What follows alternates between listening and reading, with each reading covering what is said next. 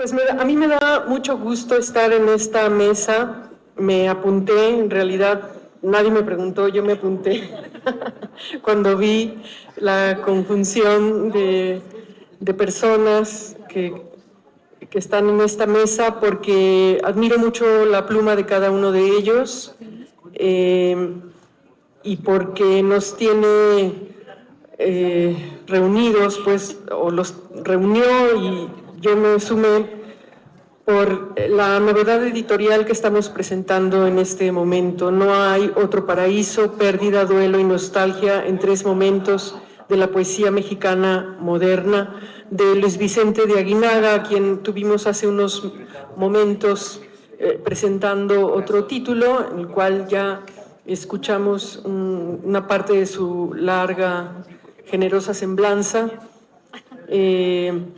Y está para hacer los comentarios la lectura de esta obra que yo no dudé, cuando Elba la propuso, yo no dudé que sería una gran lectora, porque Edith no sabe, pero es una gran poeta. Es filósofa y es poeta. Entonces, ¿quién mejor que ella para hacer los comentarios de este bello ensayo de Luis Vicente de Aguinaga? Para pasarles el micrófono a Edith, a ellos, que son los que tienen algo que decir en esta mesa, diré rápidamente que Edith Velázquez Hernández es doctora en Filosofía por la Universidad de Guanajuato y coautora de los libros La monadología de Leibniz a debate, Naturaleza y libertad en el pensamiento de Leibniz y Kant, Samuel Beckett, La mostración de lo inefable y Perfiles y perspectivas del pensamiento complejo. Es miembro de la Cátedra José Revueltas de Filosofía y Literatura, y de la Red Iberoamericana Leibniz.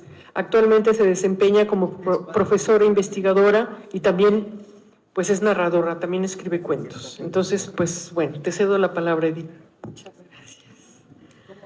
A ver, pues yo preparé un texto, ¿verdad? Porque luego si no me salgo del guión y nos regañan por el tiempo.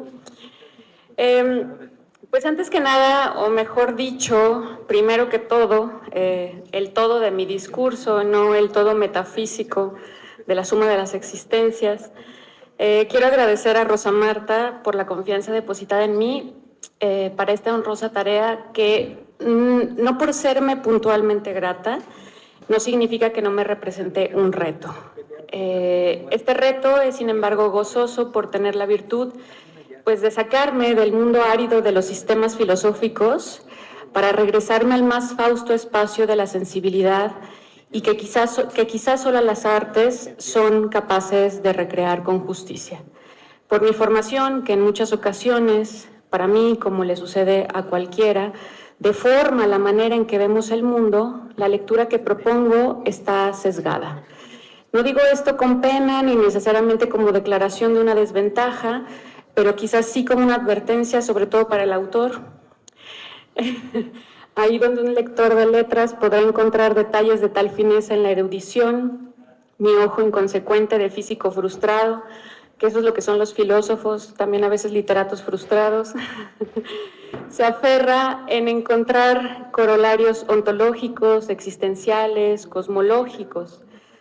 Hay que decir que esta lectura tampoco está tan desencaminada, porque las referencias a la filosofía en el texto que presentamos no faltan, quizá por el hecho del que ya han dado constancia los filósofos mismos de que la poesía es la forma en la que ulteriormente y de manera más adecuada se revela el ser, esa ocupación superior y ofuscada de los obreros del concepto que son los filósofos mismos.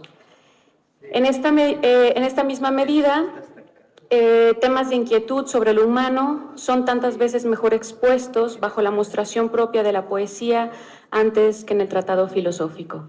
Dicho esto, me permito un momento para recordar el tono celebratorio de toda presentación editorial, que como conjunción de circunstancias y voluntades múltiples y muchas veces disímiles, casi siempre, ¿verdad? Hay muchas muy disímiles, siempre está sujeta a la contingencia y por lo tanto a la posibilidad de su frustración. Que este libro no sea el caso merece en sí mismo una pausa de júbilo de y para los involucrados en la factura del producto final.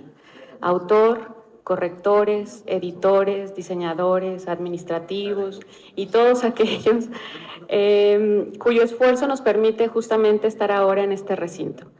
Para nosotros los lectores, la publicación de un nuevo texto significa la existencia de otra isla de solaz e inquietud, que conste que no dije quietud, porque lo más bonito de leer es justamente que nos saca de nuestro eje.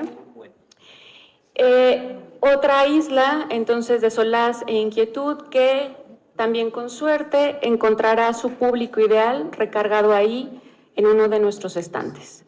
Así nos encontramos en la presentación de No hay otro paraíso, pérdida, duelo y nostalgia en 3 momentos de la poesía mexicana moderna, colección Academia del Programa Editorial Universitario de la Universidad de Guanajuato 2024.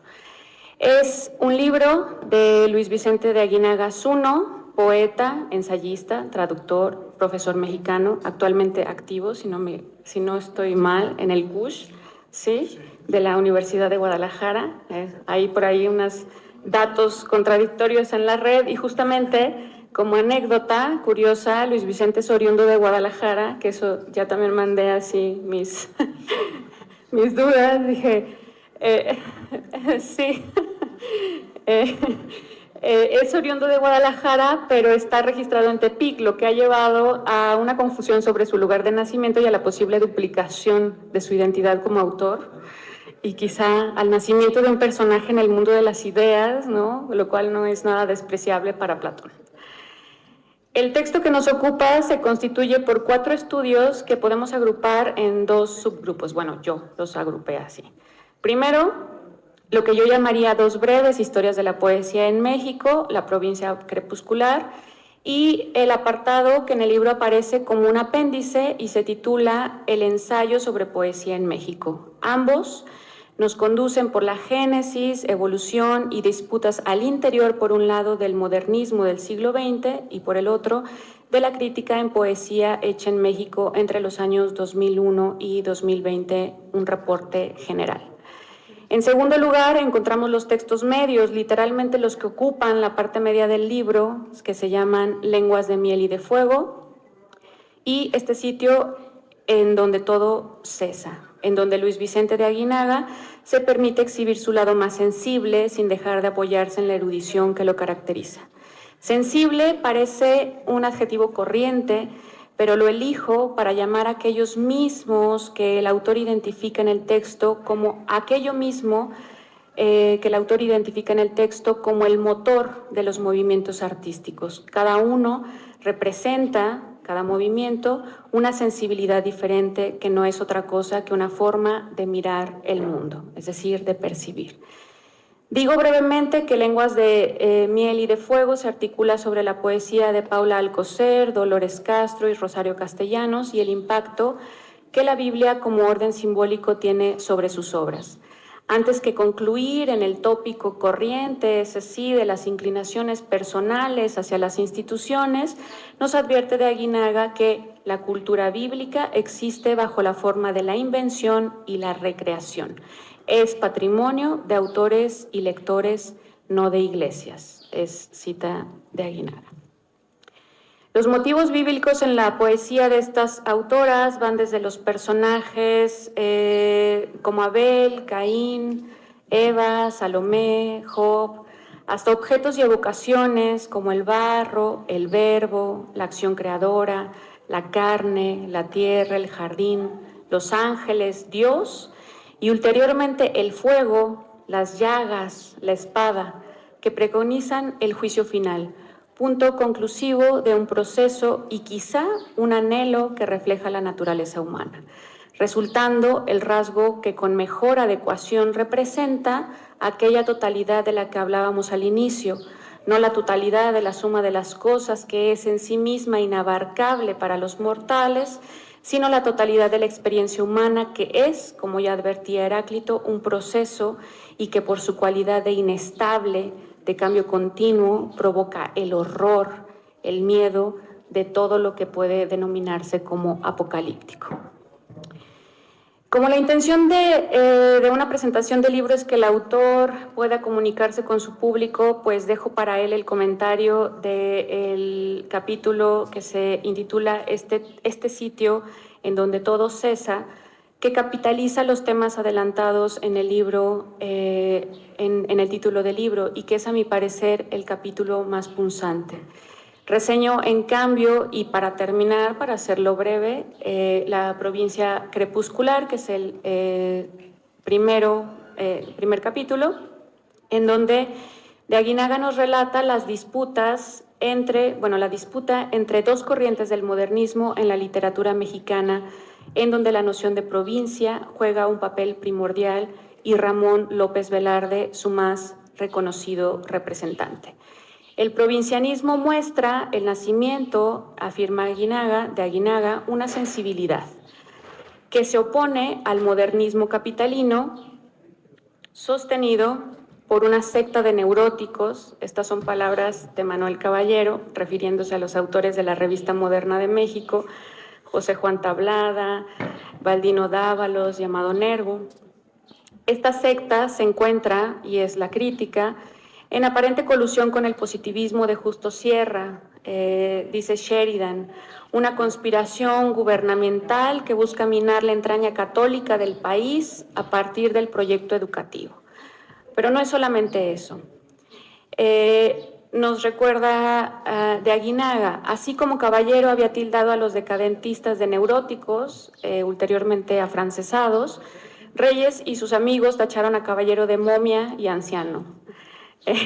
Amén de irreverente y falsificador.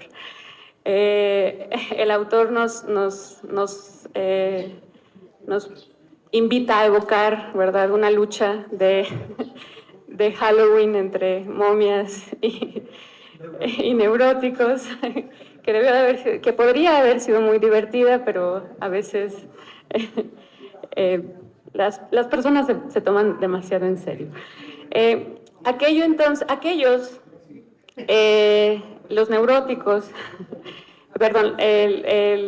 los liderados por el anciano, desde las trincheras de la revista Azul, conjugaban visiones del México y la literatura desde perspectivas de vida, en paisajes de Aguascalientes, Puebla y Guadalajara, que contrasta con las realidades de la capital. En el proceso, provincia y provinciano adquieren matices laudatorios o peyorativos.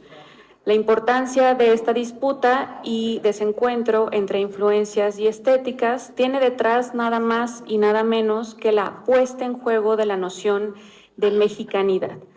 Aguinaga recuerda que Yáñez, en el prólogo de La provincia oculta, identifica esta identidad nacional como dramática y de una peculiar angustia debido al mestizaje. La pregunta es, en sentido de resumen, ¿en dónde puede expresarse mejor esta angustia? ¿En la estética urbana, que incluye la polución, el anonimato, el hacinamiento y la violencia, o en la vida retirada de paisajes rústicos y patios llenos de macetas y macetas, de corte más bien neoclásico? Como rasgo distintivo, y aquí me doy otra vez la razón al leer esto en sentido filosófico, el provincianismo literario se llena de temas renacentistas, el alma, remanente católico, pero también del anima mundi, de los neoplatónicos que solo el poeta puede convocar, aparece una y otra vez en la poesía de esta época, dice de Aguinaga. Los poetas advierten con melancolía cómo incluso los pequeños objetos decorativos tienen un alma.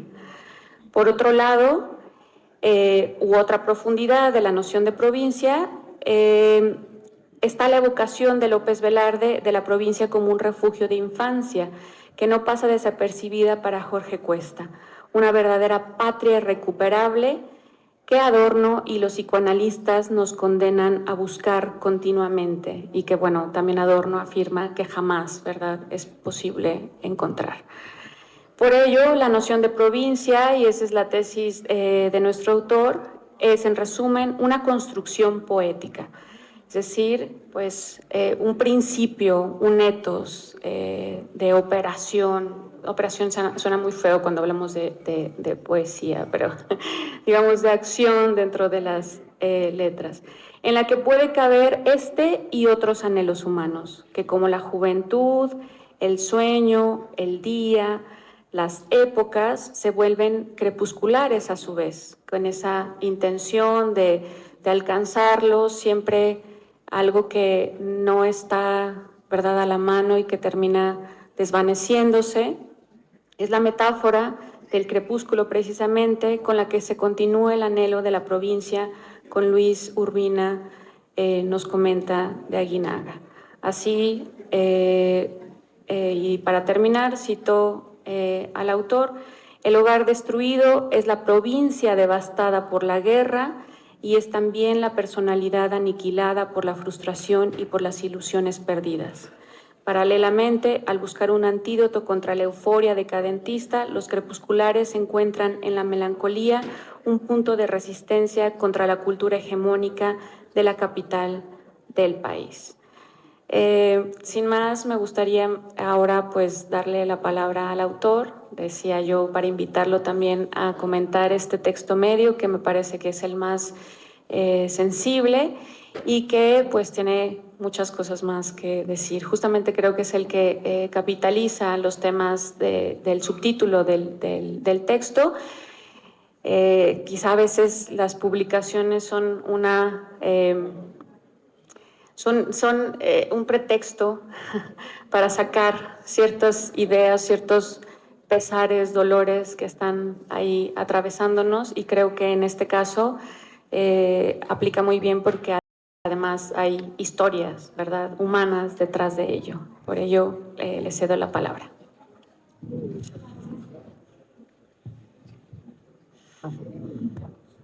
Sí. Gracias a ti, Edith. Gracias por tu interesantísima, profunda y también divertida presentación. Gracias a ti, Rosa Marta. Gracias pues a mis amigos de la editorial de la Universidad de Guanajuato. Efectivamente, como Elba Sánchez Rolón decía hace unos minutos, para mi fortuna no es mi primer libro publicado por la Universidad de Guanajuato. Tengo la suerte que otro libro de ensayos sobre poesía circule con el sello de esta misma colección desde hace 5 años. Pues sí, ¿verdad? Desde aquel infausto 2020, sí.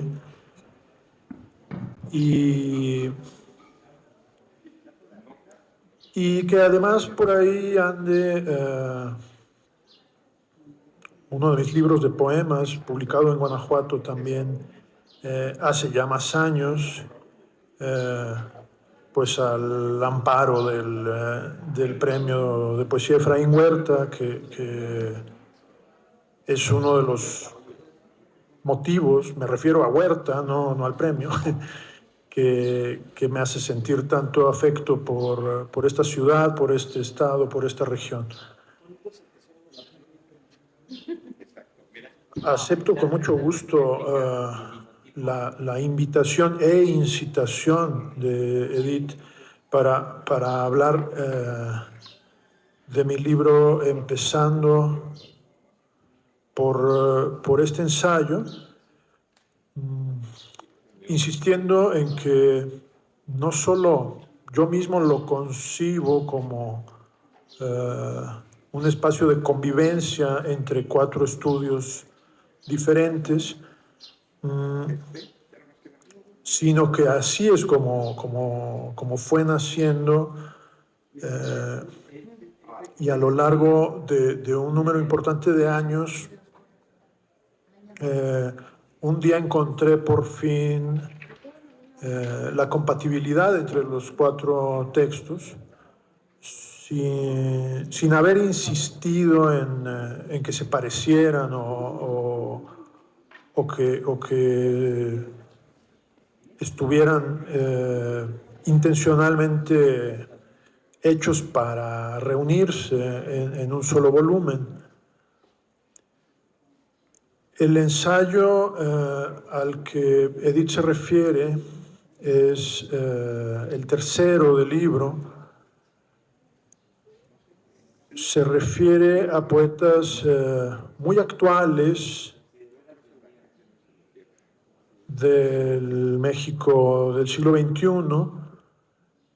El estudio se llama Este sitio en donde todo cesa, título que sustraje directamente de un verso de un poema de uno de los autores comentados en él, que es Javier Sicilia.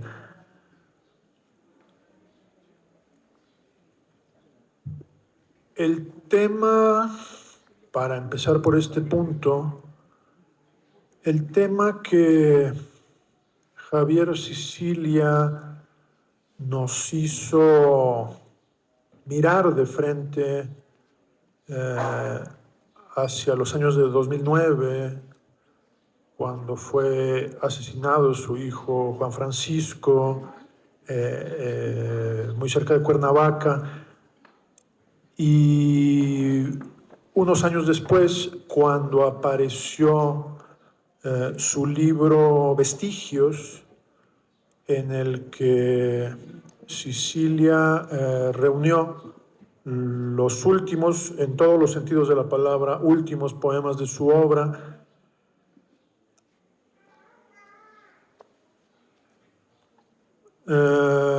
conjunto cerrado a manera de epílogo por el poema que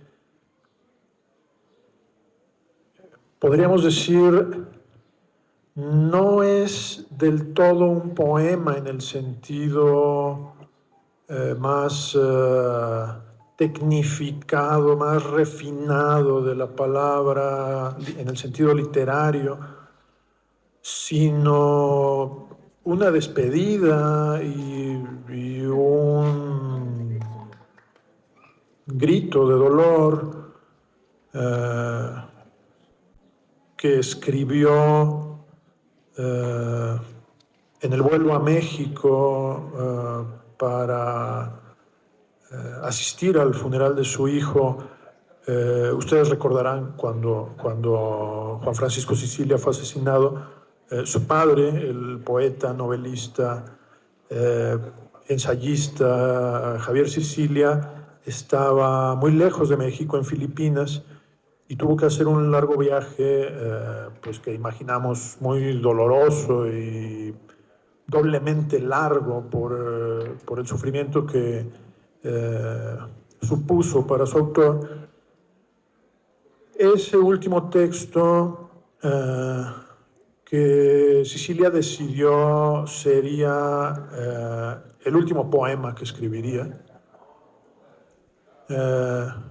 poniendo fin con ello a una carrera literaria ya para entonces de casi 40 años, por una razón que no debemos interpretar como el impulso de todas formas comprensible de un padre por infligirse al menos una parte del dolor que él imagina que sufrió su hijo al morir, como si quisiera quitarle al hijo un poco del peso que lo hizo morir esa madrugada terrible en el contexto de violencia. Bueno, los adjetivos son difíciles de encontrar, que nuestro país ha experimentado al menos desde comienzos de 2007 hasta ahora.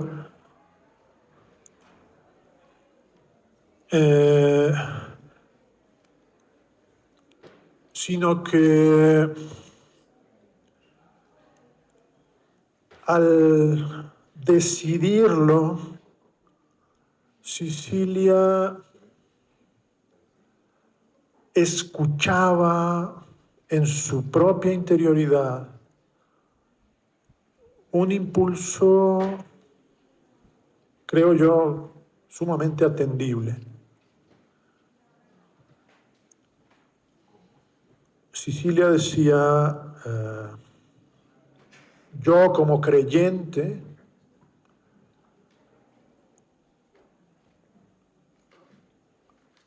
cuando me conmuevo con un poema, lo comparo a una plegaria. Y cuando me conmuevo con una oración, lo comparo con un poema, ¿no? Es decir, la plegaria y el poema están comunicados emocional y culturalmente para el poeta. Y dice, yo les había enseñado a mis hijos desde niños a crear una plegaria en los momentos importantes de sus vidas o sencillamente en la noche antes de dormir, y que no fuera simplemente repetir una oración, sino hacer su propia plegaria.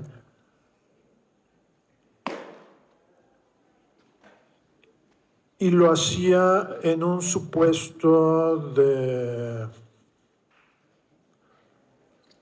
fe en el bien último de lo humano, supuesto que se ve inequívocamente traicionado por la crueldad, la violencia, la desesperante agresividad con que tantos mexicanos se han visto muertos, secuestrados, desplazados, heridos en estos años, ¿no? Entonces, Cecilia decía,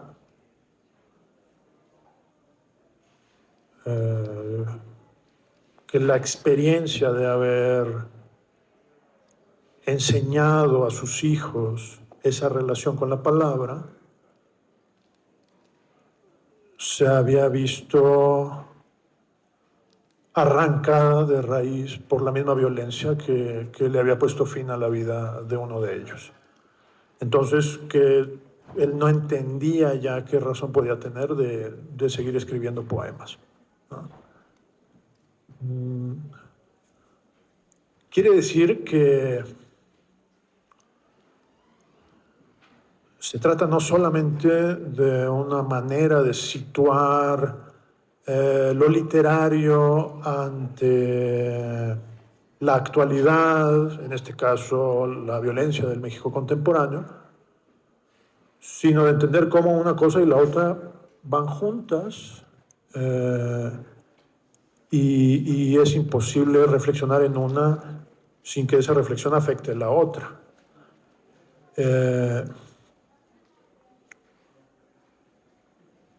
Cecilia nos pone además ante un problema,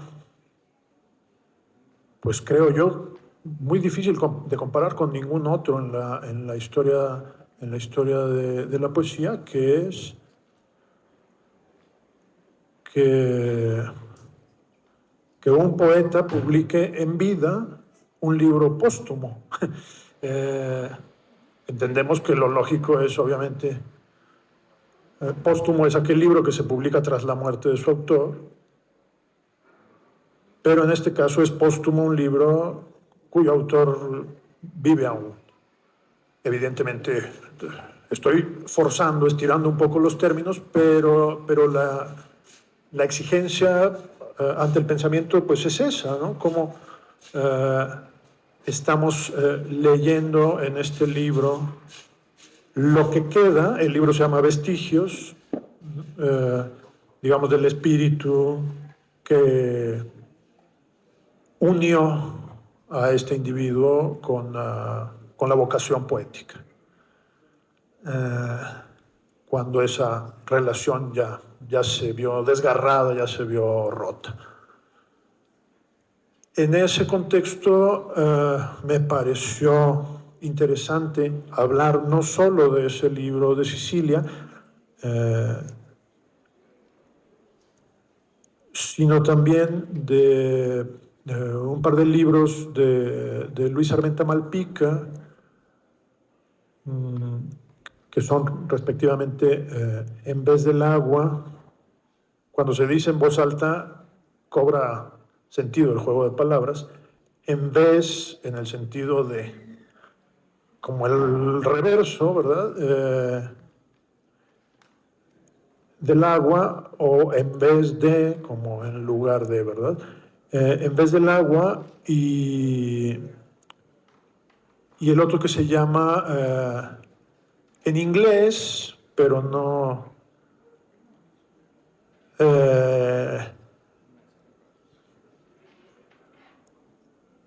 no hay que dejar de percibir cierta ironía en la elección del inglés para el título de ese libro, que se llama Greetings to the Family, o sea, saludos a la familia, un poco como si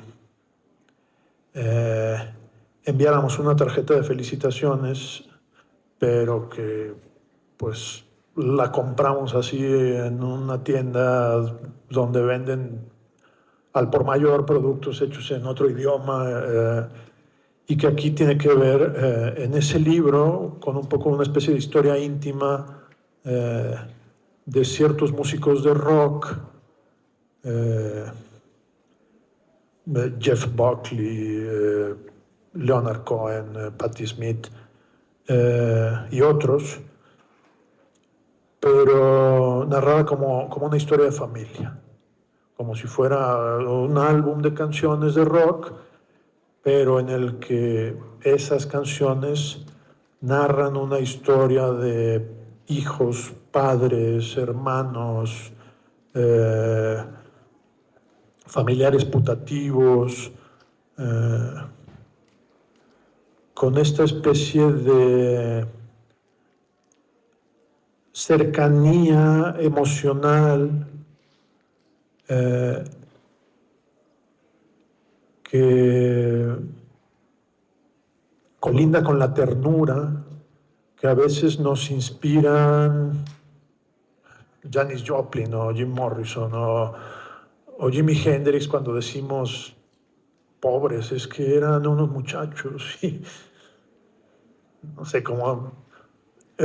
A veces los aficionados al rock compartimos ese tipo de experiencias.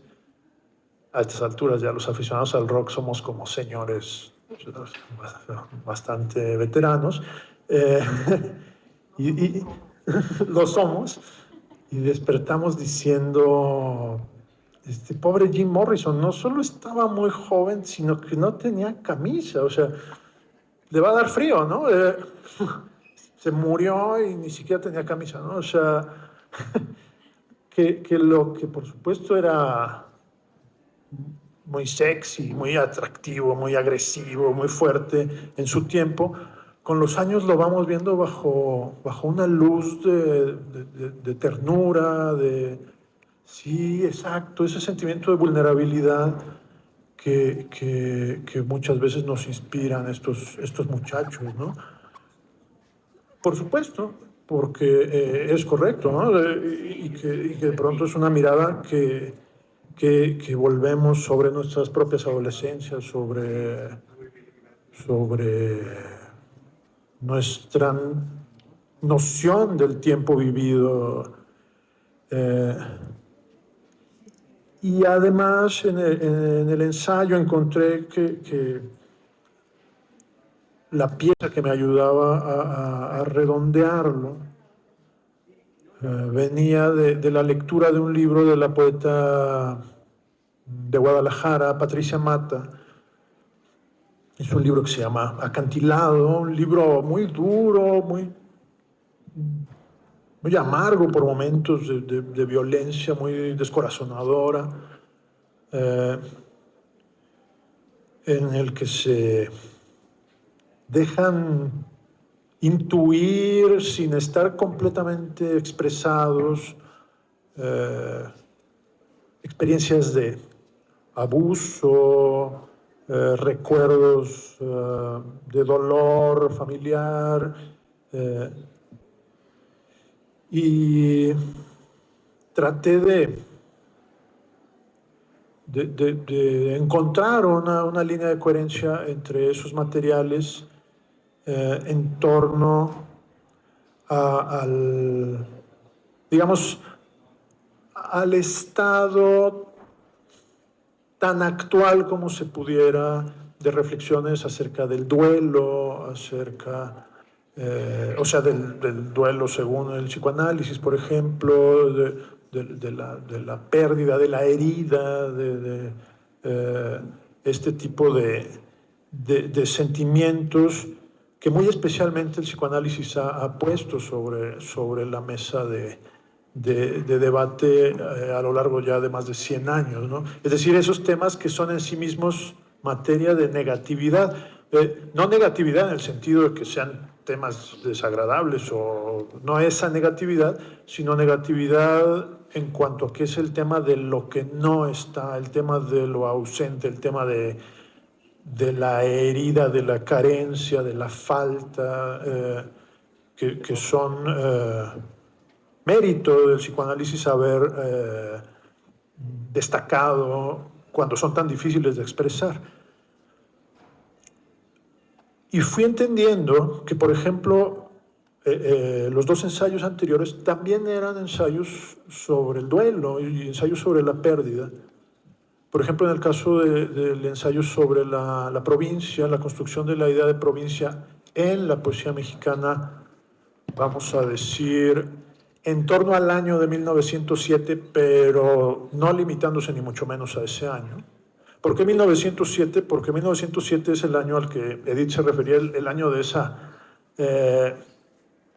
controversia, cuando un poeta no muy conocido de aquel entonces, mucho menos conocido ahora, Manuel Caballero, les voy a contar una anécdota, ese poeta tiene calle en Guadalajara, es una pequeña calle cerca del centro, pero lo interesante es de qué calle es paralela la calle de Manuel Caballero, de Justo Sierra, que era su antítesis, más que eso, su némesis, como la materia de su odio.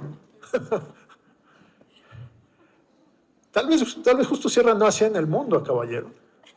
Lo empezó a hacer en el mundo quizá en 1907, pero Caballero, vaya que lo hacía. Caballero había sido periodista. Algunos dicen que es el padre del amarillismo en la prensa mexicana, porque cuando fue asesinado en Guadalajara el gobernador Ramón Corona, Caballero, que dirigía un periódico, le pagó a los niños que gritaban el periódico en la calle para venderlo amaneciendo, les pagó pues así un centavo extra para que se mancharan la mano de tinta roja y pusieran una impronta de tinta roja en cada ejemplar. Y entonces impresionó a los lectores que iban tras la noticia del asesinato de Ramón Corona con ese dato de la mano ensangrentada que había manchado el periódico. Así que lo de padre del amarillismo pues es quizá un poco cruel, porque es más que eso, es un rasgo de genialidad publicitaria considerable, ¿no? Exacto, es una especie de performance. Caballero en 1907 toma una decisión extravagante, pero según se ve, no disparatada. Perdonen si esto parece una paradoja, pero creo que no lo es. Que es lanzar una revista literaria, él que ya había lanzado periódicos y revistas antes, y le pone de título Revista Azul.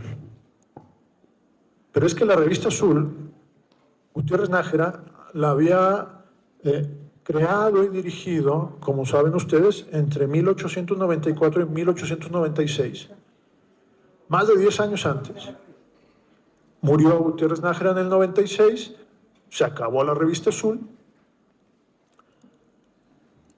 Y a nadie se le hubiera ocurrido, si no se les ocurrió en aquel entonces proseguir con la revista Azul ya sin Gutiérrez Nájera, mucho menos se les hubiera ocurrido lanzarla años después. Pero Caballero, que era por lo visto un hombre muy dinámico y muy perspicaz, consigue el permiso de los sobrevivientes de la revista Azul y le pone ese nombre a su nueva revista. Y con eso desata un escándalo, porque la pura elección del nombre horroriza a los escritores de la Revista Moderna de México, que se consideraban herederos de la Revista Azul de Gutiérrez Nájera, que se cuidan mucho de poner el grito en el cielo públicamente y dejan que sean sus discípulos, que entonces hacían una revista llamada Los Cachorros, de la revista Sabia Moderna, que eran el poeta Alfonso Cravioto, el jovencísimo Alfonso Reyes, un modernista de Guanajuato, el poeta Rafael López, quienes, con el apoyo de Justo Sierra, organizan la que se considera que es históricamente la primera manifestación juvenil del México moderno. La primera vez que un grupo de jóvenes mexicanos sale a la calle y se manifiesta en la Alameda de la Ciudad de México, y hasta con banda de música y una cosa así como con aires de fiesta popular. y lo que quieren manifestar es que ese Manuel Caballero es un impostor y un ladrón y un secuestrador y una momia y un anciano. Y el otro, por su parte, les está diciendo secta de neuróticos, y esto que ya recordaba Edith, es bastante sensacional, ¿no? Los neuróticos contra las momias, así pues que ni siquiera es que fueran las momias de Guanajuato, sino esos señores ridículos que se querían apoderar de la revista Azul, ¿no? Pero lo interesante es que en torno a eso está cocinándose la idea de la provincia, porque resulta que poetas tan importantes como Manuel José Otón ya se habían expresado como un poco en secreto contra el modernismo hecho en la Ciudad de México, que en 1907 un jovencísimo Ramón López Velarde, todavía bajo la tutela del intelectual aguascalentense Eduardo J. Correa, también ya se está manifestando, él en su caso a favor de la revista Azul de Correa, y que entonces hay un verdadero conflicto. No es nada más un chiflado que dijo una chifladura, o sea, realmente mueve algo importante, porque ya, por ejemplo, los historiadores del decadentismo en México, como Mariano José Leiva, nos cuentan que desde los años de 1903-1904 ya se publicaban textos denostando a los modernistas de la Ciudad de México. Es decir, ya existía una especie de retromodernismo en provincia que hace de la provincia su bandera. Explica Gabriel Said por qué. Porque después de la Guerra de Reforma, a la provincia es a donde fueron a retirarse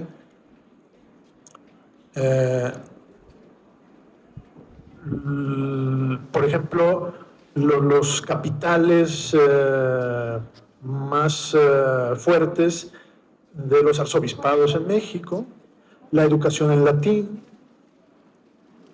y algo muy importante que no siempre recordamos, que es que los prelados católicos y muchos de sus discípulos en el México del siglo XIX escribían y leían poesía escrita en latín. Bueno, si la escribían, por supuesto que estaba escrita, y eran miembros de una institución que se recuerda poco, pero que fue muy importante, que fue la Arcadia Romana.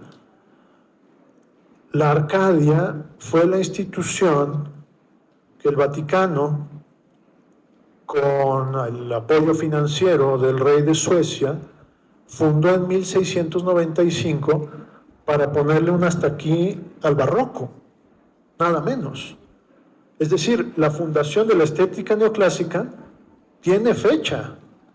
Es la fecha de 1695 cuando se funda esa academia para decir basta de barroquismo, porque se consideraba que el barroco era todo lo excesivo, feo, innecesario que podía hacerse estéticamente, mientras que la estética clásica era sobria, era proporcionada, era armoniosa.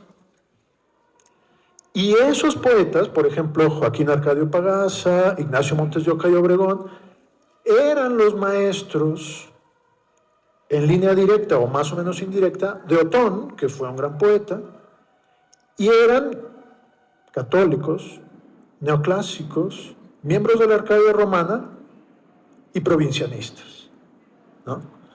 Es decir, era un tipo de poeta que prefigura lo que más tarde vendrían a ser los poetas que vieron en Ramón López Velarde, cuando López Velarde publicó en 1916 La sangre devota, la cristalización, por fin, de lo que ellos anhelaban. Es decir, que ese ensayo, en cierto modo, es un ensayo sobre López Velarde y sus fuentes, pero a mí me parecía muy importante destacar la letra de esas fuentes.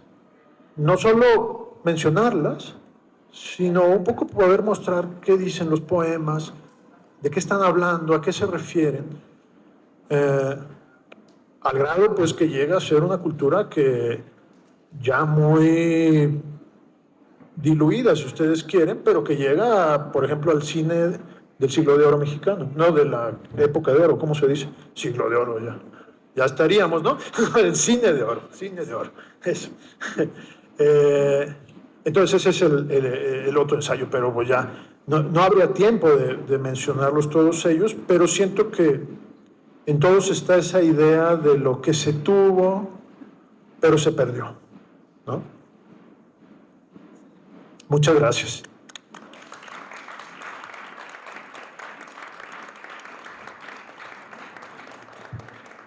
Pues ha sido una tarde excelente, estamos por concluir la mesa, pero yo quisiera abrir el micrófono si hay alguna pregunta, algún comentario, alguna inquietud en el alma. A la una, a las dos, a las tres, ¿no? ¿Tú, Edith, algo que quisieras abundar? Sí, en todo caso, es también una inquietud de la que tengo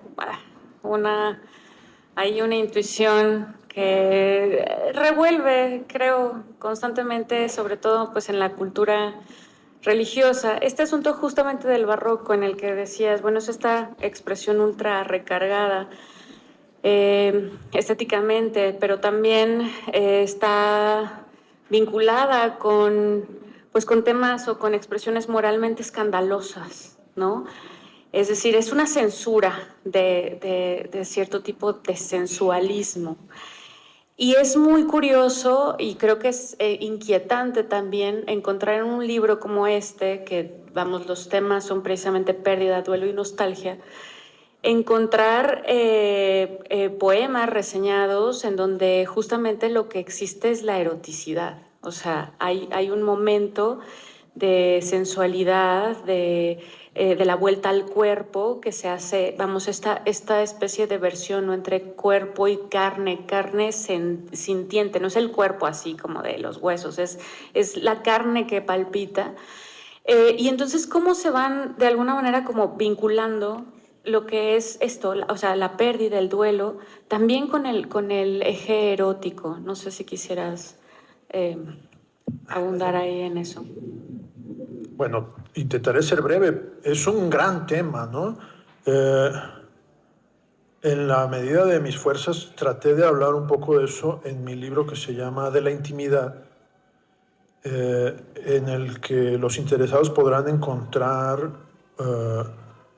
un ensayo que se llama La cabeza entre las manos. La explicación de ese título es que un poeta que se llama Luigi Amara dice que cuando tiene migraña va de una, o sea, tiene que ir de una habitación a otra porque está buscando una habitación oscura donde no dé la luz, con la cabeza entre las manos como si fuera un jarrón chino a punto de romperse, ¿no? Como si uno dijera, pues no quiero que el perro o los niños o los vecinos que están jugando al balón rompan este jarrón chino, entonces me lo tengo que llevar a la otra habitación, ¿no? Y dice que trae la cabeza entre las manos. Yo me preguntaba, ahora que hablábamos de Jorge Cuesta, el discurso a los cirujanos de Valery se publicó originalmente en Ediciones Cultura con un prólogo de Javier Villaurrutia. Villaurrutia Valery, ¿no? Pero un día se publicó en una antología muy bonita que preparó Jorge Esquinca, una selección de la poesía de Elías Nandino, y entre otras cosas recuperaba el ensayo que Villaurrutia escribió acerca de la poesía de Nandino. Y descubrí que hay un párrafo idéntico en el ensayo de Villaurrutia sobre Nandino y en el ensayo de Villaurrutia sobre el discurso a los cirujanos. Es el mismo párrafo. Lo usó en ambos ensayos. Y yo dije, mira, ahí está, como jugando a la memoria, uno dice, ya encontré el par, ¿no? Obviamente no es que yo lo anduviera buscando, me lo encontré, ¿no? Di con esa coincidencia. Y empecé a reflexionar de por qué en la poesía, al menos en la poesía mexicana moderna, se habla tan poco del cuerpo y en cambio parece tan noble el dolor espiritual. Pero si me duele una uña, si me duele el dedo gordo del pie, eso no parece tan poético. Si me duele la panza, si me duele la cabeza todavía un poco. Entonces como que entendí que había una tenue línea de poemas, Luis Llamara, Jorge Ortega, Ángel Ortuño, hay algunos poetas que hablan, por ejemplo, de la migraña. Yo sentía, quizá por ser la cabeza, eh, parece haber un punto de vinculación entre lo físico y lo espiritual. Pero en todo caso es interesante que se pueda formar un pequeño grupo de poemas en el que se hable del cuerpo y no solo pues de lo mental, de lo emocional y de lo afectivo. Y en cierto modo extrapolé ese problema a la cuestión del eros, ya no tanto a la del patos, ¿no? Sino a la del eros, es decir, ¿por qué parecería tan idealizado una especie de amor espiritual, de amor mental, de amor de lo intangible? Y en cambio tenía que sortear tantos obstáculos, o de la censura y el pudor, o al revés, del buen gusto y de otras formas que al final son de censura también. El otro eros, el del cuerpo, el de la piel, el de la carne, el de las imperfecciones de cualquier naturaleza corpórea, y advertir eso, ¿no? Que hay una especie de poesía que parece acercarse a lo tangible, a lo concreto, pero para esquivarla, para decir hay algo mejor en lo inmaterial, hay algo mejor en lo espiritual, hay algo mejor en lo intangible, como siempre subestimando la experiencia de lo corporal en sí misma, ¿no? Incluso cuando parece una poesía muy astuta, por ejemplo, la poesía irónica, ¿no? La poesía eh, de listillo, ¿no? Que uno dice, bueno, sí, muy, muy irónico, muy listillo, pero le estás dando la vuelta a algo. Todos al final le damos la vuelta a algo. La idea es preguntarnos a qué le da la vuelta cada quien, ¿no? Pues muchas gracias. Yo lamento mucho tener que interrumpir esta charla. Es una interrupción como tal porque podría, bueno, porque así va a seguir al rato. Porque la crítica, alguna vez yo le comentaba a Juan Verdeja hablando de la crítica literaria, los críticos a mí siempre me han admirado, provocado mucha admiración porque son como sabuesos, son como investigadores, no son como son investigadores, pero van siguiendo pistas y los descubrimientos los maravilla y se vuelven espléndidos con la pluma y los lectores nos maravillamos todavía más por las conexiones que como lectora uno va haciendo, ¿no? Con el trabajo, el descubrimiento intelectual. Entonces, pues no me queda más que agradecer muchísimo esta tarde, esta compañía y ya para irnos, porque ya me estoy robando, ya me está viendo Daniel Feo, quiero acabar a manera de epígrafe con una, una línea, una frase que incluyó Luis Vicente en este libro, en el cual a mí me conmovió mucho, porque, bueno, ahora me doy cuenta que somos casi contemporáneos. No hay otros paraísos que los paraísos perdidos, dice también Borges, insistiendo con ello en que nada nos une al tiempo, al recuerdo, al anhelo, a la memoria, como no sea la pérdida. Muchas gracias.